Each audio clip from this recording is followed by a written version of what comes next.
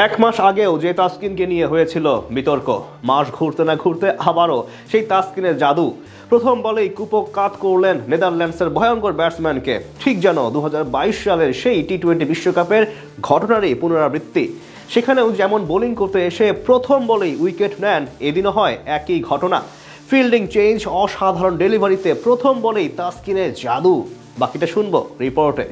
কিছুদিন আগে বাংলাদেশের ক্রিকেটে একটি বিতর্কে জড়িয়ে পড়েছিলেন দলের অন্যতম premium fast bowler Taskin Ahmed. তার দলে থাকা এবং ভবিষ্যৎ নিয়ে চলছিল ব্যাপক আলোচনা সমালোচনা। ফর্মে তার কিছুটা অস্থিরতা ছিল এবং এর ফলে নির্বাচকদের সিদ্ধান্ত নিয়ে শুরু হয়েছিল একাধিক প্রশ্ন। তবে তাসকিনকে নিয়ে এই বিতর্কের সমাপ্তি যে এত তাড়াতাড়ি হবে তা কল্পনাও করা হয়নি। নির্বাচকরা বরাবরই তাসকিনের ওপর আস্থা রেখেছিলেন, তবে সেই আস্থা তিনি মাঠে তুলে ধরতে কতটা সময় নেবেন তা একেবারেই কল্পনার বাইরে ছিল।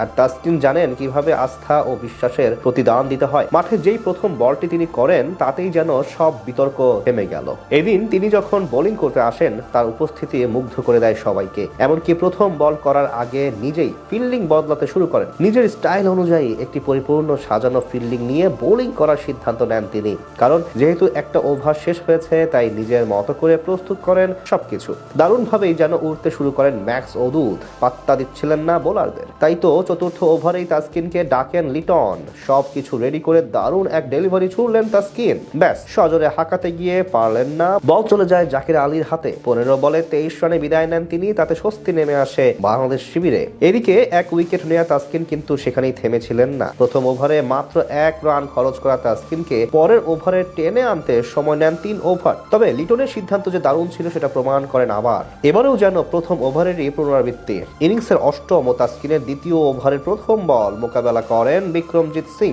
একের পর এক ডট বলে যেন দিশেহারা তিনি। তাসকিনের প্রথম বলেই তাই খেই হারিয়ে ইমনের হাতে তুলে দেন ক্যাচ। 11 বলে 4 রানে বিদায় নেন তিনি। উড়ন্ত তাসকিন দলকে এনে দেন দুরন্ত সূচনা। এদিকে শুরুতেই হয় অদ্ভুত কাণ্ড। ম্যাচ শুরু হতে না হতেই টিভি সম্প্রচারের সময় একটি মারাত্মক গ্রাফিক্স ভুল দেখা যায়। প্রথম ওভারে শেখ মাহাদি হাসান যখন বোলিং করতে আসেন সেই সময়ই সম্প্রচারকারী চ্যানেলটি ভুল করে দেখিয়ে বসে মেহেদী হাসান মিরাজের নাম, যদিও তিনি এই ম্যাচে দলের সাথী ছিলেন না। অথচ তার পরিবর্তে বোলিং করতে আসেন শেখ মাহাদি, যিনি ইনিংসের প্রথম ওভারটি বোলিং করার জন্য প্রস্তুত ছিলেন। তবে গ্রাফিক্সের ভুলে তাকে মেহেদী হাসান মিরাজ হিসেবেই দর্শকদের সামনে তুলে ধরা হয়, যা অনেকের কাছেই বিভ্রান্তিকর মনে হয়। এই ভুলটি সামাজিক যোগাযোগ মাধ্যমে ব্যাপক আলোচনা সৃষ্টি করে। ব্যাপারটা নিয়ে চলে হাসি ঠাট্টাও। কিছুদিন আগে বাংলাদেশের ক্রিকেটে একটি বিতর্কে জড়িয়ে পড়েছিলেন দলের অন্যতম premium fast bowler Taskin Ahmed. তার দলে থাকা এবং ভবিষ্যৎ নিয়ে চলছিল ব্যাপক আলোচনা সমালোচনা। তবে তাসকিনকে নিয়ে এই বিতর্কের সমাপ্তি যে এত তাড়াতাড়ি হবে তা কল্পনাও করা হয়নি।